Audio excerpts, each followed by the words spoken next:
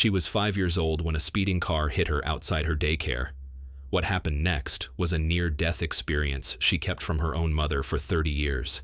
She left her body, went through a tunnel of light, and stood in front of a golden bridge, where a woman in white told her she could not cross. My mom was picking my brother and me up from daycare. I begged my mom to sign me up so I could ride on a float in a parade. I finally succeeded once we got to the car. My mom was frustrated, but she agreed and told me to wait in the car with my brother while she went back inside to sign the permission form. While she was inside, my little brother, Robbie, who was only a toddler, maybe 1.5 to 2 years old at the time, started throwing a fit and crying while strapped into his car seat in the back. I turned around and asked him what he was upset about. I grabbed his empty juice bottle and asked, "Is it this? Do you want more juice?" I told him I would take it inside for him and not to worry or cry because I would be right back. My mom was parked across the street. It was not a main highway, but a business and residential street with many stop signs, about one every block or so. I did look both ways before crossing. However, I was also 5 or 6 years old, and I started thinking about my mom and how she looked walking in her heels. I thought, I wonder if I will walk the same way she walks when I grow up and start wearing heels. I proceeded to stand on my tippy toes and imagine how my walk would look. I suppose I should have looked again after all of that childlike wondering, because a lady, who was apparently late to work and later admitted she was speeding and had run the stop sign before the nursery, hit me with her white Camaro. It turned out to be a blessing that it was a low-profile car instead of something that could have run me over. I was catapulted and flew through the air like a rag doll, as described by my mother. This was also when I immediately had an out-of-body experience, although I never realized that until I was much older. Honestly, it was many years later because, at that age, I believe that I simply must have seen my mom come out of the daycare while I was flying through the air. In my young mind, I thought that was kind of cool. I even tried to tell my mom about my NDE after leaving the hospital. I started the conversation by saying, "Hey mom, did you know I actually saw you when I was flying in the air when you came out and screamed?"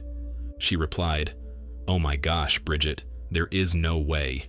You were literally like a rag doll." Then she called me silly. I never told her the rest until many years later, even after my dad wrote about it in his book. Obviously, I did tell my dad about it. He was always fascinated by the experience, especially from his perspective. He lived in Philadelphia, Pennsylvania at the time and had been planning his second trip to Jerusalem to promote a flag he had created for world unity. The event is in the last chapter of his book, A Flag for All People, by John Michael O'Keefe. However, the original chapter he sent me before the book was published contained a very detailed account of the entire day. That morning, he had seen a strange horoscope saying he would soon be traveling because of a Virgo. He thought this was strange because I was the only Virgo he knew, and the only trip he had planned was back to the Middle East. I was not going with him. Little did he know that later that day, he would receive a phone call and be on a plane to Merritt Island because I was about to undergo surgery. Going back to my out-of-body experience, it makes much more sense when I consider how high above the ground my viewpoint was.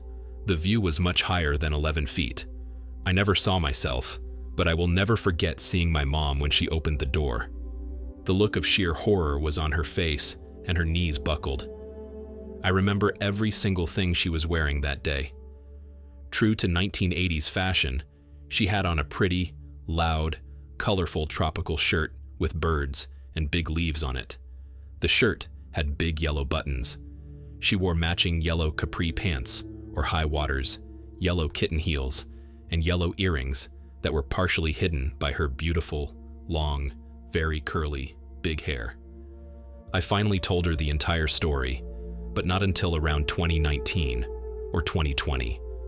I became emotional because I had been talking to my best friend about the whole story, and it suddenly hit me like a ton of bricks that everyone knew about the entire NDE, except my mom.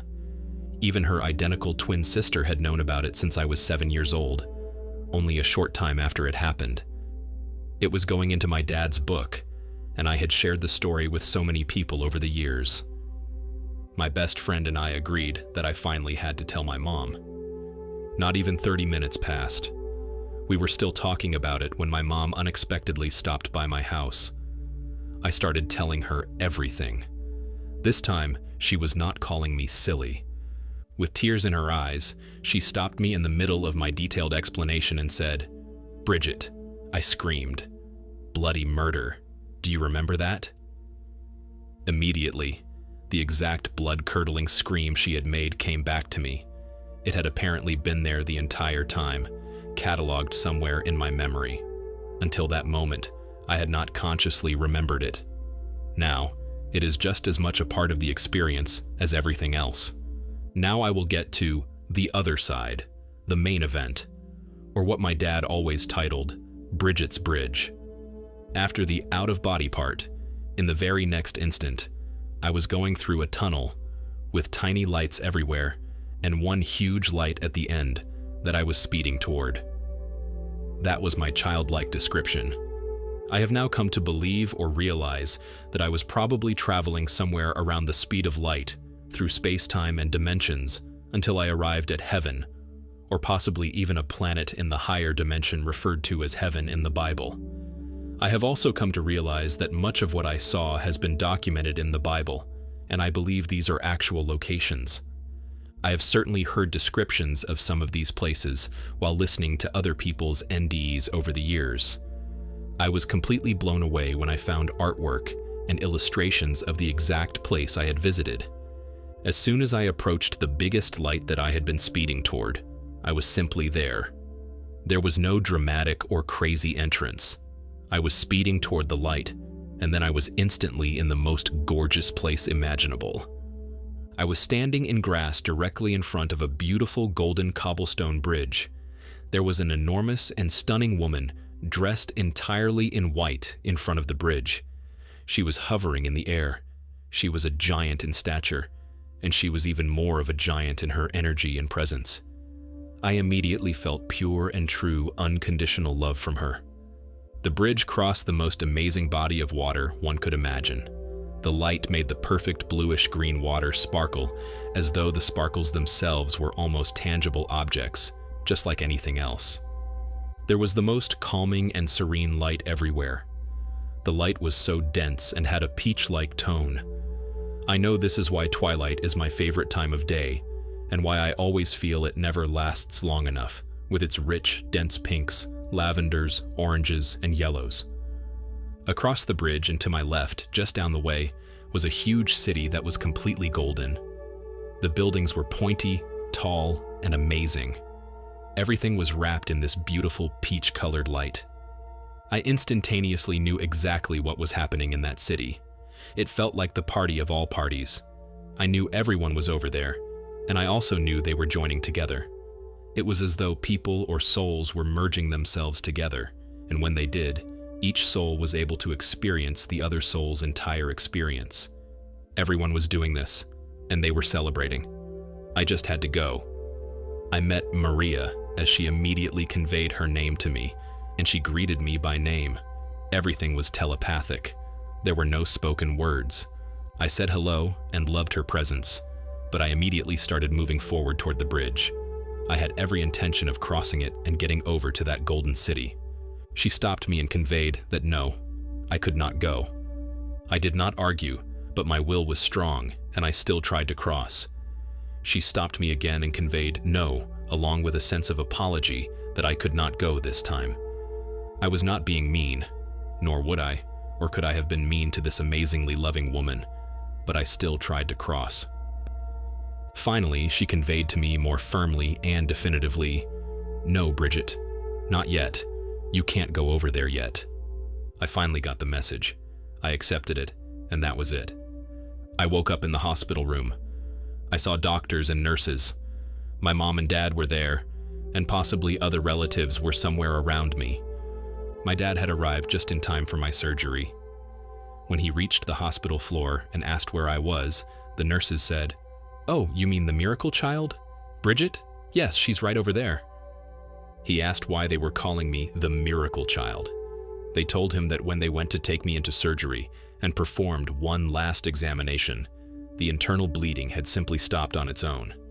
Before that, the nurses and doctors there had never seen bleeding like mine simply stop without their having to drill and stop the clotting.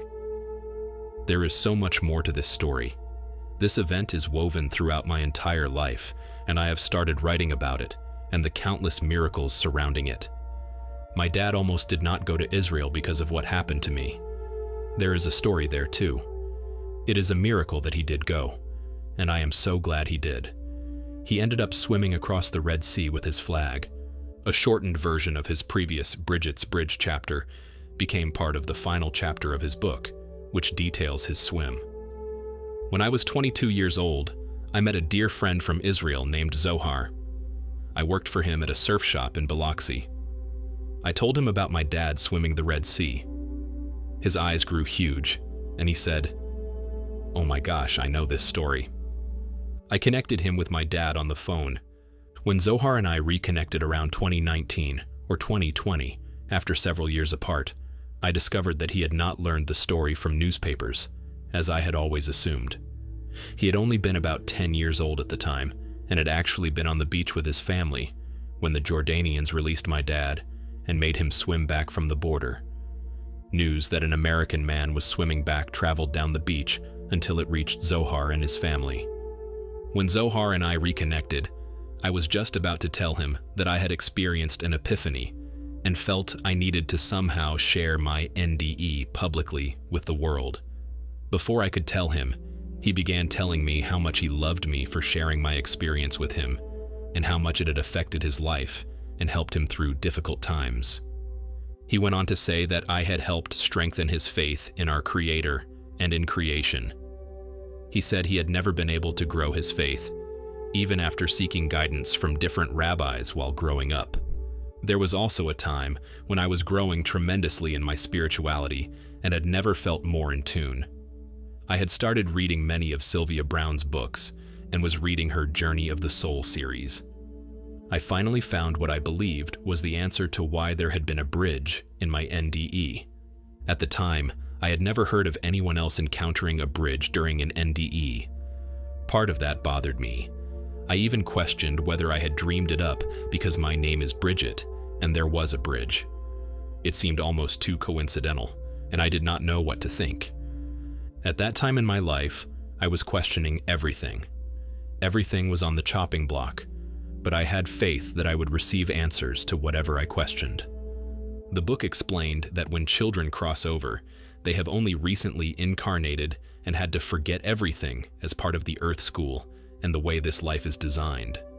According to the book, the same overwhelmingly euphoric feeling that an adult might experience could be too much for a young, freshly incarnated soul to handle.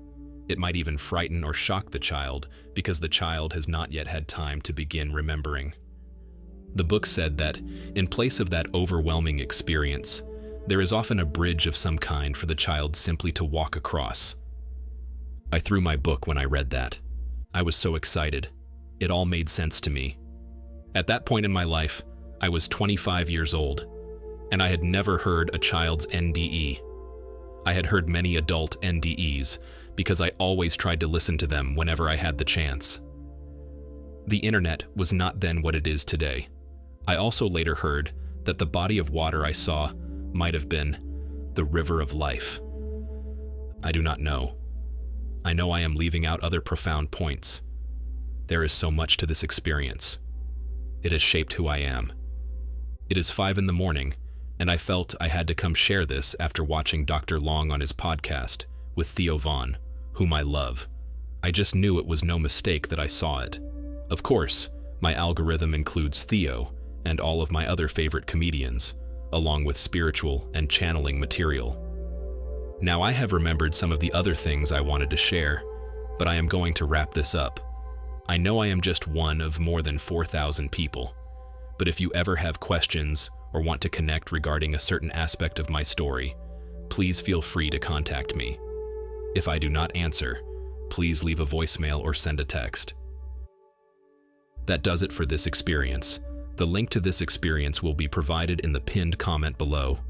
Until next time, stay safe and continue to be blessed.